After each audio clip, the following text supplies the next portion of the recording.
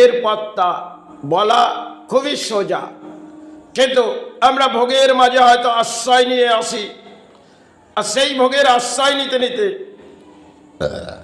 দাম্পত্য জীবন, কখনো সংসার করা গেল, আর কখনো ধর্মের মাঝে চলে এলেন।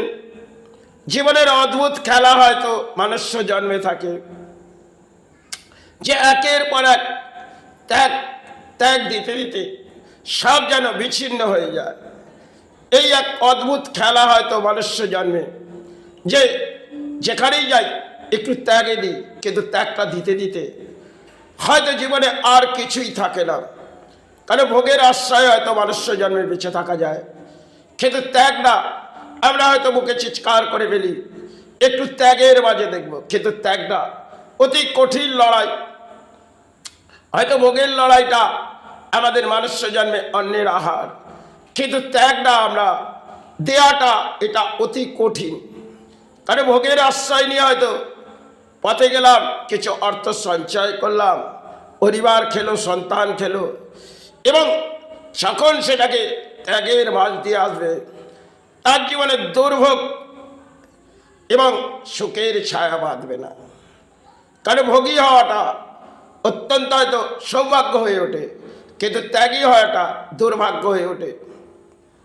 কারণ ভোগের মাঝ দিয়ে অর্থ সঞ্চয় করছি আর অর্থ বিলীন করছি, কিন্তু ত্যাগটা জীবনে আমরা ভাবি না। যারা সাধনা করেছে তারা কিন্তু ত্যাগের মাঝ দিয়ে আমাদের বুঝিয়ে গেছে। তারা হয়তো পাড়ার বেঁচে থাকার জন্য ভোগের আশ্রয় নিয়েছে, তাদের জীবনে দারিদ্রতাও কেটেছে, আর দারিদ্রতা যেমন কেটেছে, কোনো ব্যাধিও এসেছে, সেটাকে সে মেনে নিয়েছে।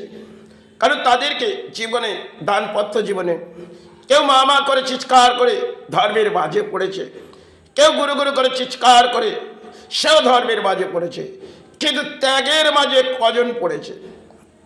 ভোগের আশ্রয় হয়তো বহু কেউ করছে, আর সাধনার জগতে একটা সময় বহু কেউ মহাপুরুষ এসেছিলেন, তারা ত্যাগের মাঝ দিয়ে আমাদের বাংলাকে কিছু বুঝিয়ে গেলেন। আজ সে বাংলা নয়। আর এই বাংলায় দেখবেন কিছু সমাজের হয়তো একটি ক্রিয়া করলাম, আর ক্রিয়া করে কিছু সঞ্চয় এলো, তাতে পরিবারকে খাওয়ালাম, সন্তানকে লালন পালন করলাম, এই দাম্পত্য জীবনটা সুখের হয়তো কেটে গেল। কিন্তু কিছু বই পড়ে নিলাম, একটা পুজো পাঠ করে নিলাম, একটু মন্ত্র গায়ত্রী মন্ত্র জপ করে নিলাম, হয়তো জীবনে সুখ কিছু পেয়ে গেলাম। কিন্তু যারা সাধনা করে দেখিয়ে গেছে, কেউ মা মা করে চিৎকার করে জীবনটাকে ত্যাগের মাঝে দিয়ে গেছে। সাধক রামপ্রসাদ তিনি কিন্তু মাতৃরূপের সেবা চালিয়েছিলেন, আর মাতৃযুগের যখন সেবা চালিয়েছে তাকে দারিদ্রতা মেনে নিতে হয়েছে এবং দুর্ভোগ মেনে নিতে হয়েছে। অত কিছু গান লিখেছে, কিন্তু সে জীবনে কি করে গেছে তা হয়তো বহু সময় পেরিয়ে গেছে। তাই মাতৃসেবা যারা করেছে তারা তারা জানতেন, আজকে হয়তো আমরা মাতৃসেবা করি, সেই সেবার মাঝে হয়তো কিছু দান পাই। আর সেই সময়কালে এত দানের ভাড়ার ছিল না, আর এত অর্থের ভাড়ার আমাদের কাছে ছিল না। তাই তারা যেভাবে ত্যাগ দেখিয়ে গেছে, বহু মহাপুরুষ এসেছিলেন। বাবা রামদেব তিনি বাবা করে চিৎকার করে গেছেন, ঠাকুরও মা বাবা, কিন্তু এক এক ব্যাধি কখনো তাকে কুড়ে খেয়েছে, তবুও সে নীরব হয়ে লড়াই করেছে। তাদের জীবনে দেখবেন সুখভোগ থাকে না। যারা ত্যাগের মাঝ দিয়ে চলে যায় তারা জীবনে সুখ বলে কিছু বোঝে না। হয়তো যতটুকু সে ধর্মের মাঝে পড়ে গেল সেটাই জানলো জীবনে এটাই। এবং যখন তিনি ধর্ম থেকে কর্মের মাঝে আসছে, কিন্তু সব যেন কিছুই নেই, এ জগতে ফাঁকা। কিন্তু হাতে কিছু সঞ্চয় হলো, আর সঞ্চয় হয়ে ভাবলাম বড় খুশি লাগলো। কিন্তু ত্যাগটা যখন দিতে গেলাম, কারণ ত্যাগটা একটা বড় কঠিন লড়াই, সেটা সমাজে বহু কেউ বুঝবে না। আর মাতৃরূপের যে মাতার সেবা, যে মাতা কালী মাতা, তার সেবা যারা করেছেন তাদেরকে দুর্ভোগ মেনে নিতে হয়েছে। আজকে হয়তো আমরা মাতৃসেবা করি আর সমাজে কিছু এনজয় দেখি, কিন্তু সময়কালে যারা আবেগ দিয়ে গেলে ধর্মের আবেগ দিয়ে গেল। তারা এক একটি ম্যাগনেট যেন আমাদের স্থানগুলোর মধ্যে সৃষ্টি করেছিল, আর তার মধ্যে পাওয়ার জেগে উঠেছিল। আজকে সে সমস্ত মন্দিরগুলো পাওয়ার নষ্ট করে দেওয়া হয়েছে।